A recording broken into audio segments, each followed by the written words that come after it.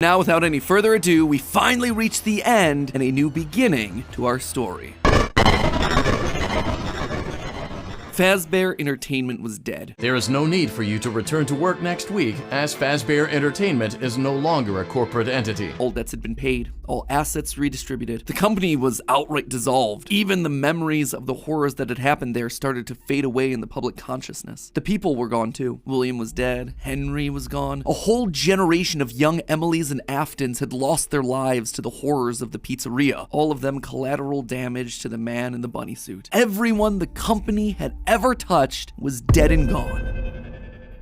Well, all except one. Pay your child support, you deadbeat! I'm keeping the diamond ring. I also set the house on fire! Clara Afton. She'd been there in the early days, back when things with William were good. They'd had the perfect home, a thriving business, the ideal family. But shortly after their youngest son died, things started to change. William had become distant, lost in his work, obsessive. She had watched him change from this irritatingly brilliant man that she had fallen in love with to a drunken monster struggling to hold himself together. And despite her trying to reach out to him in those desperate days, he was just too far gone.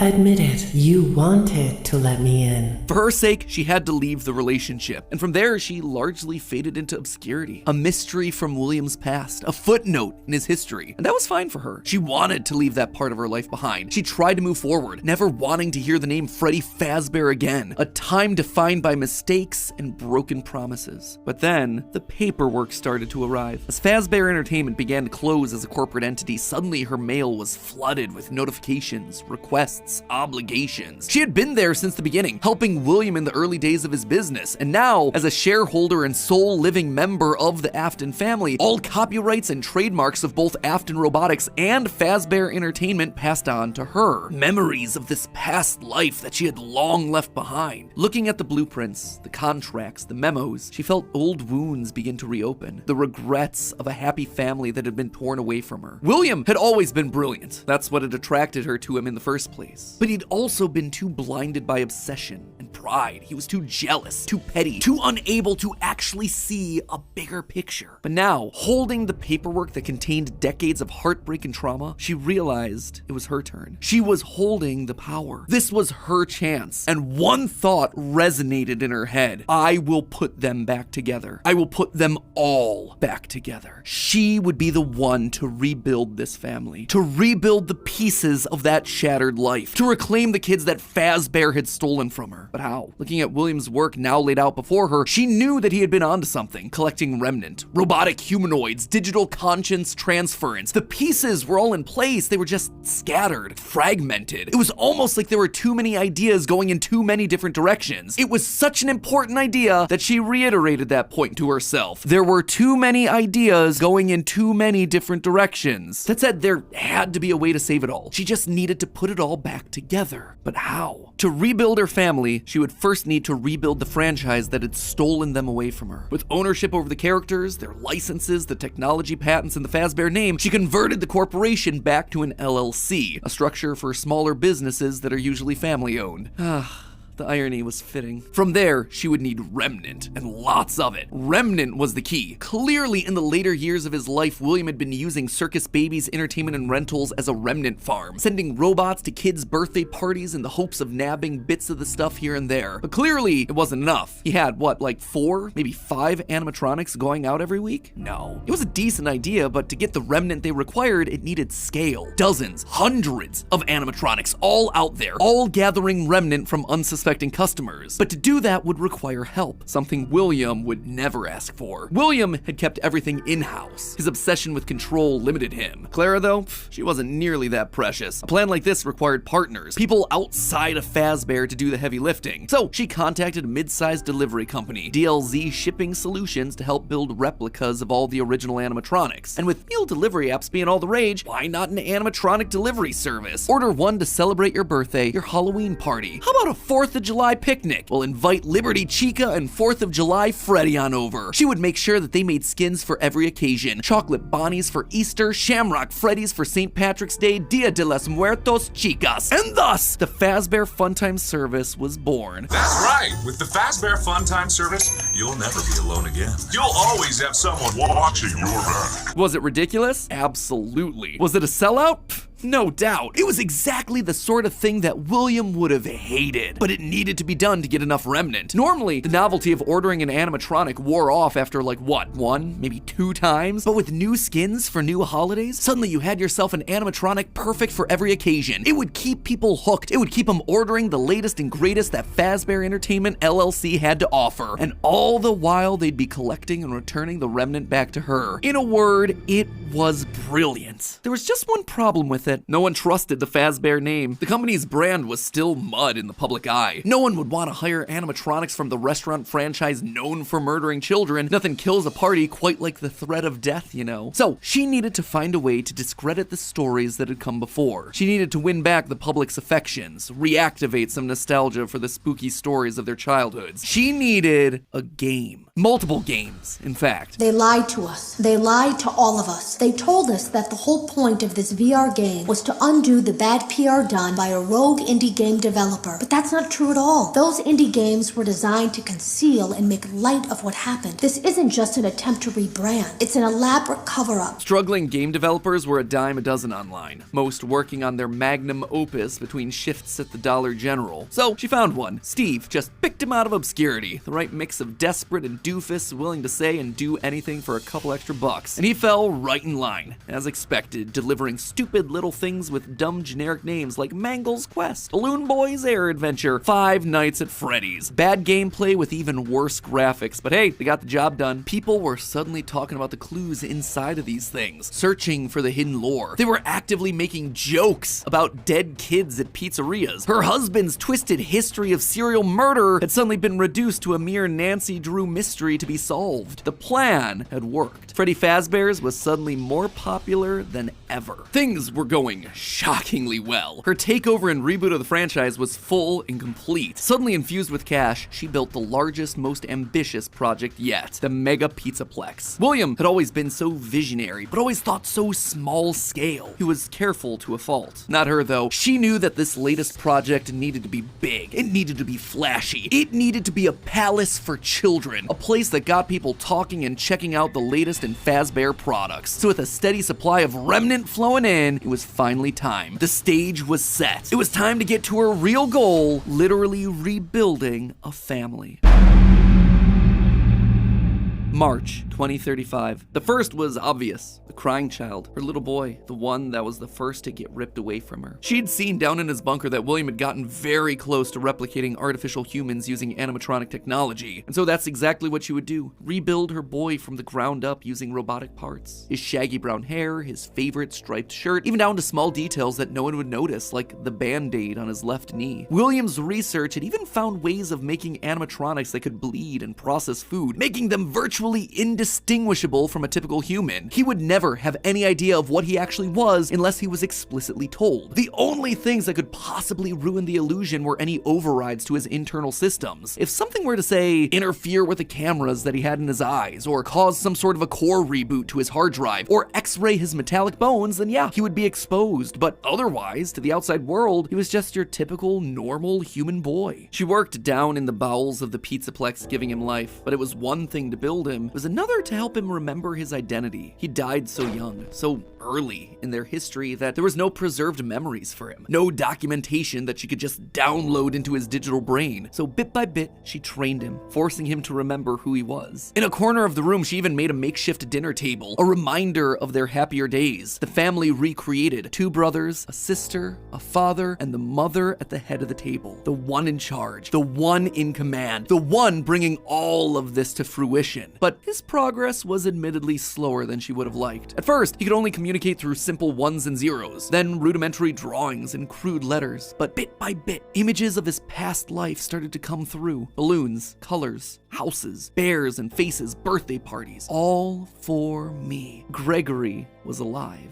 As the robot boy embraced her, she felt a warmth that she hadn't in decades. This was the joy that she'd been working towards. This was what it was all for. Her son, back in her arms again. The plan was working. She had to keep going. Next was William. If the family was truly going to be put together, she would need him. And she knew exactly where he was, in the ruins of that old Freddy Fazbear's pizza place where Henry had trapped him. In fact, that's specifically why she insisted on building the pizzaplex there over the sinkhole. It was the best place to hide what her true intentions were with the entire operation. Digging through the wreckage, she found him. He was right where she thought he'd be. Seeing the putrid shell of the Springtrap suit, though, was not something she was prepared for. The rotting corpse of William Afton was disgusting. Scorched flesh fused into the fur lining, hollow black sockets where eyes once were, a smell that reeked of burned carbon and bloody iron. He was no longer flesh, it was just the tangled sinews of a creature that was once called human. How far this brilliant man had fallen. It was clear that her work was cut out for her on this one. Afton was practically lifeless. The man may not have been able to die, but he was about as close as you could come, and his body would need a lot of reconstruction. Replacement arms and endoskeleton reinforcements were the top priority, maybe pulled from their new line of glam rock animatronics. She'd have to see if they had any spare Bonnie parts lying around that they could steal. In the meantime, though, she threw the husk that was once her husband into a life support pod infused with aerosolized remnant to help keep him stable. But more important than recovering his body was recovering his mind. In his current state, he was comatose, an empty shell. Severe brain damage starts at temperatures over 108 degrees Fahrenheit.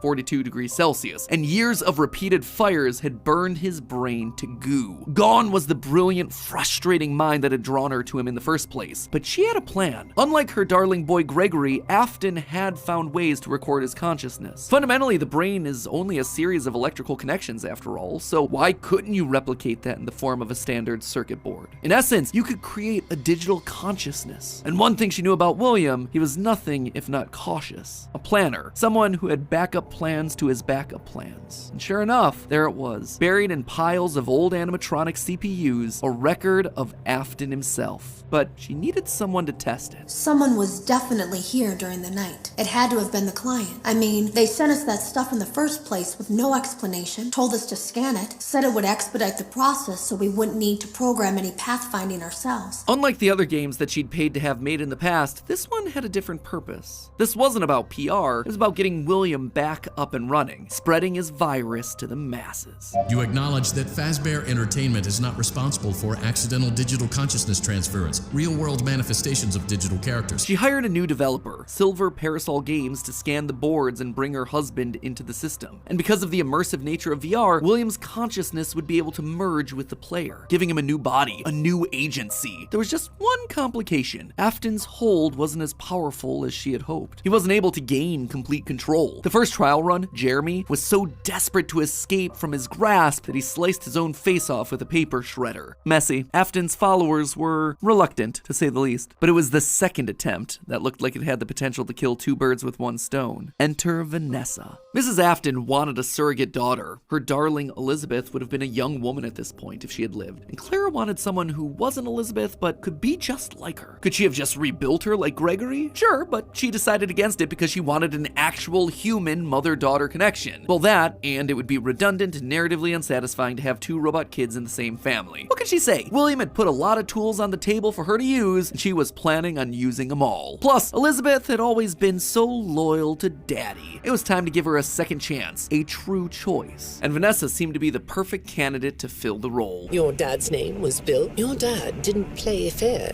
did he? He used to make your mum look bad in court. He manipulated you. I know your mum after she lost the custody case. I was supposed to be a good girl. She started as a QA tester at Silver Parasol Games, the VR game development company that was part of her plan to bring back William. But more importantly, Vanessa checked all the correct boxes. Right age, blonde, green eyes with a fondness for flowers and the outdoors. In many ways, it was her daughter all over again. Except it wasn't just looks and personality. What really mattered was Vanessa's mind. Underconfident, coming from a broken home, motherless, able to be manipulated. decided, yes, she would do nicely. She would be the one to save dear old Daddy, just as the real Elizabeth would have wanted. I will make you proud, Daddy. While testing the VR game, William's digital consciousness merged with Vanessa. Oh sure, she fought, fragmenting Afton's code into a series of tapes hidden across the game, trying to do web searches to regain control over her life, but it wasn't enough. She was weaker than Jeremy. She was a thrall that, despite occasional moments of lucidity, had to obey. And with Vanessa, it was a 2-for-1 deal. She was getting a daughter back, while also bringing her husband one step closer to reactivation. She just had to make sure that Vanessa was headed the right way. The reborn Gregory was an expert hacker, part of the benefits of being an Afton and a robot, so Clara had him keeping tabs on Vanessa, hacking into her emails and trailing her therapy sessions to ensure the future Elizabeth was falling in line. If any of the therapists started to ask too many questions, they were promptly dismissed from their positions. And while Gregory kept tabs on Vanessa's personal life, Mrs. Afton made sure to clear a path for her professionally. With Silver Parasol's collapse at the hands of the anomaly, she then had the possessed Vanessa bring the contaminated circuit boards to DLZ shipping and the Fazbear Funtime service. More glitches, more Remnant, more Afton. But it was her last move that was the best. In a true masterpiece of poetry, she brought Vanessa over to be Chief Security Officer at the Pizzaplex. A true family tradition to don the hat and badge, and all it took was a recommendation from the top as well as some emails marked for deletion. Sure, Vanessa didn't have relevant experience for the job, but when it comes directly from the CEO, does it really matter? Husband, son,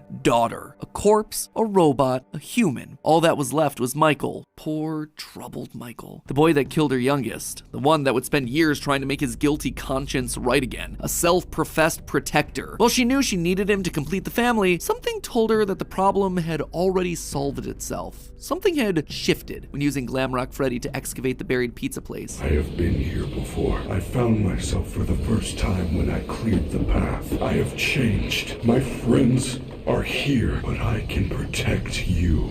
I am not me. Maybe it was the remnant that had coursed through Michael's veins. Maybe it was the spirit of Michael living on as a protector, but he was there, somewhere inside of Glamrock Freddy. She could feel it. And just like that, she'd won. She'd done it. Sure, there were still some kinks to work out, some final brainwashing of Vanessa, some rehabilitation of William, but they were there. Finally, all together again under one roof. The Aftons reunited. A happy ending. And that's how it could have ended. That's how it should have ended, had it not been for a few unanticipated developments. For one, something was just wrong with the Pizzaplex. Almost as if the entire building was haunted, possessed. Puppet plushies hiding on ceilings, behind crates, places that they had no earthly way of belonging. Staff bots with greasy tears down their eyes acting like they were being puppeteered by some sort of a nightmare. Even their sounds had the echo of nightmares long past.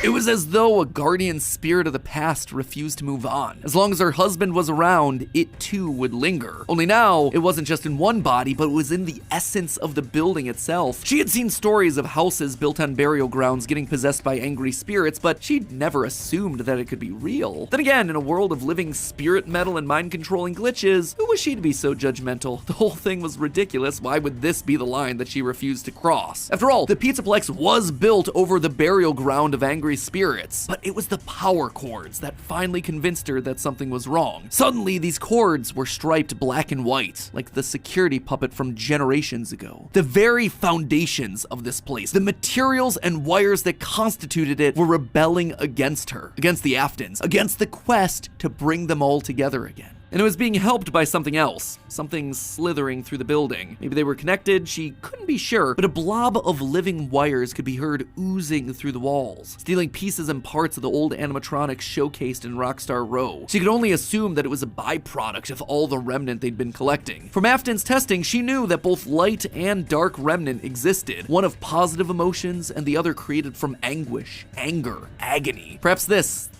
thing was an amalgamation of all the darkest parts of the pizzeria's history, a collection of the hatred still housed inside these defunct endoskeletons and exosuits. As long as it was left alone, it seemed to be harmless. But if any Afton outside of Michael got too close, it would lash out wildly. Even young Gregory, looking to punish the family that had been complicit in its horrible creation. Little did she know, though, that Gregory should have been her biggest concern, that bringing the family together would have some unforeseen consequences. Gregory was normally the goodest of boys. She had literally built him that way. But lately, he'd been disappearing more and more often, disobeying her orders requests. She knew that he loved playing on the arcade machines once the Pizzaplex closed, being so good as to top the leaderboard on practically all of them. But lately, he was nowhere to be found. She suspected his absence had to do with Glamrock Freddy's failed performance the other night, when he malfunctioned live on stage. Almost as though the core programming of Freddy responded to seeing this rebuilt small boy. Almost like it awakened something inside of him. She'd have to make sure that Vanessa was on the lookout for him. But she'd soon come to learn that Vanessa wasn't enough. Whether it was the influence of the nightmare puppet or a reawakened hatred of animatronics seated deep in Gregory's code, something had caused him to rebel. To rip apart each animatronic in the Pizzaplex. Bit by bit, this boy was tearing down the empire that she'd so painstakingly built, freeing Vanessa from her mind control, destroying the remains of Afton in the basement, setting Glamrock Freddy loose. As her carefully created world crumbled around her one more time, she began to plot her revenge. She would have to bring them all to ruin.